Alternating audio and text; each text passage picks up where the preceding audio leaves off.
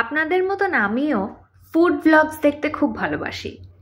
এমন অনেক জায়গার ব্যাপারে জানতে পেরেছি যেগুলো আগে আমি জানতামই না, বা এমন অনেক রেস্টুরেন্ট আছে যেখানে আগে আমি গিয়েছি, সেখানে বিভিন্ন ধরনের যে ডিশ পাওয়া যায়, স্পেশাল ডিশেস পাওয়া যায়, সেখানকার ব্যাপারে আমি ফুড ব্লগস থেকে খোঁজ পেয়েছি। বা এমন জায়গায় যেখানে আমি ডেইলি গিয়েছি অথচ জানতামই না যে সেখানে এত ভালো একটা ফুড জয়েন্ট আছে, সেসবের ব্যাপারেও ফুড ব্লগস থেকেই আমি খোঁজ পেয়েছি। তাই আমি ফুড ব্লগস কিন্তু ভালো মতনই ফলো করি। আমার ভালোও লাগে ফুড ব্লগস দেখতে, ফুড রিভিউ শুনতে ভালো লাগে। তো বিভিন্ন ধরনের ফুড ব্লগার্স আছে। কিছু কিছু ফুড ব্লগার্স খুব জেনুইনলি বিভিন্ন জায়গায় গিয়ে জেনুইন ফুড রিভিউ দেয়। আবার কিছু কিছু ফুড ব্লগার্স, যেটা ইদানিংকালে আমি দেখতে পাচ্ছি, তারা অন্ধভক্তে পরিণত হয়ে গেছে। বুঝতে পারছেন না?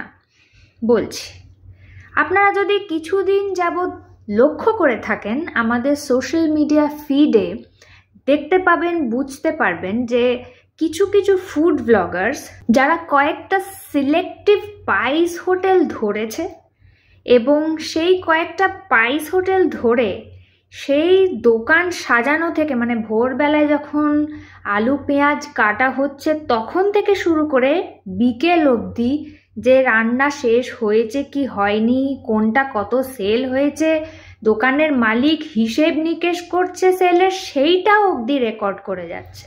তো ডালহাউসি দিয়ে যেতে যেতে একদিন দেখি একটা বিখ্যাত স্পাইস হোটেল, তো সেখানে আশেপাশে প্রচুর ভিড়।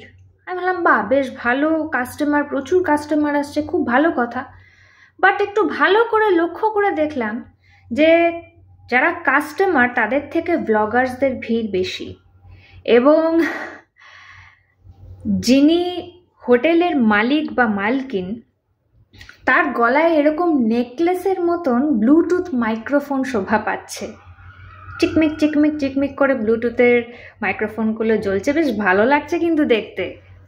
আরেকটি ব্যাপারও আমি লক্ষ্য করে দেখেছি যে মহিলা চালিত স্পাইস হোটেল যদি হয় সেটি বেশি প্রচারের আলো পায় রাদার দেন কোনো দাদা যদি সেই হোটেলটা চালায়। দাদারাও পান, অবশ্যই পান, মানে সেই দাদারা যদি খুব কথাবার্তায় পটু হয়ে থাকেন, মানে দারুণ কথা বলতে পারেন, দারুণ মার্কেটিং করতে পারেন, তারা খুব বিখ্যাত হচ্ছেন, তারা খুব প্রচারের আলোয় আসছেন, ব্লগাররা একেবারে ছেকে ধরছে তাদের।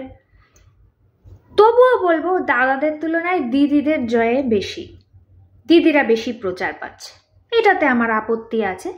প্রচার হোক, স্পাইস হোটেলের প্রচার হোক, কিন্তু সমানে সমানে হোক, ইকুয়ালিটির যুগ, দাদারাও একটু প্রচারের আলো পাক না, অসুবিধার কি আছে।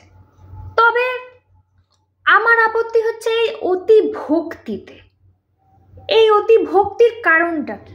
হ্যাঁ, ফুড ব্লগার হিসেবে আপনি কোনো একজন স্পাইস হোটেলের মালিক বা মালকিনের স্ট্রাগলটা হাইলাইট করতে পারেন।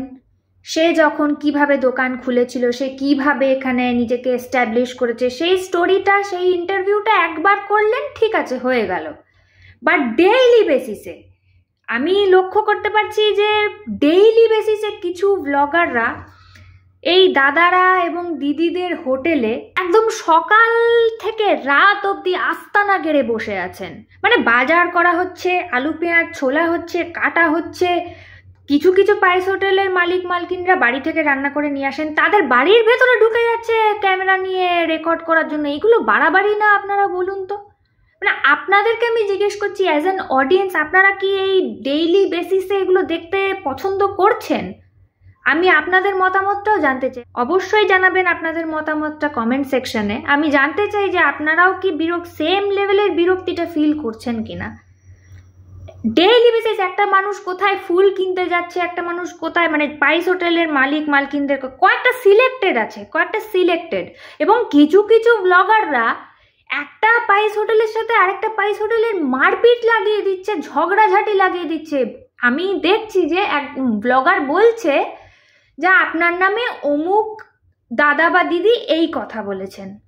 এবার তিনি উত্তেজিত হয়ে, তিনি কিন্তু জানেন না এবং কনফার্মও করতে যাচ্ছেন না যে আদৌ সে দাদা দিদি সে কথাটা বলেছেন কি বলেননি। তিনি একটা মন্তব্য করে দিচ্ছেন, এবার সেই মন্তব্যটা নিয়ে আরেকজনকে গিয়ে চুগলিবাজির মতন করে লাগিয়ে দিচ্ছে। মানে একে অপরের সাথে রেষারেষি লাগিয়ে দিচ্ছে। এটা কি ধরনের নোংরামি ব্লগারদের? তীব্র আপত্তি জানাই এটার প্রতি। ফুড ব্লগার ফুড রিভিউ করবেন, রেস্টুরেন্টে যাবেন, রিভিউ করবেন, এইটাই আমরা এক্সপেক্ট করি, কিন্তু এই ডেইলি বেসিসে সিরিয়ালের মতন মানে এই জিনিসগুলো জাস্ট অসহ্য অসহ্য। ভক্তি দেখালে ভক্তের লাভ হয় যদি সেই ভক্তিটা ঈশ্বরের প্রতি হয়। ঈশ্বরের প্রতি ভক্তিতে ভক্ত মানসিক শান্তি লাভ করেন, আত্মশুদ্ধি হয় এবং আত্ম উন্নতি হয়। কিন্তু এই সিলেক্টেড কয়েকজন পাইস হোটেলের দাদা দিদিদের প্রতি কিছু কিছু ফুড ব্লগারদের অতি ভক্তি যে কিসের লক্ষণ, এটা একমাত্র ঈশ্বরই জানেন।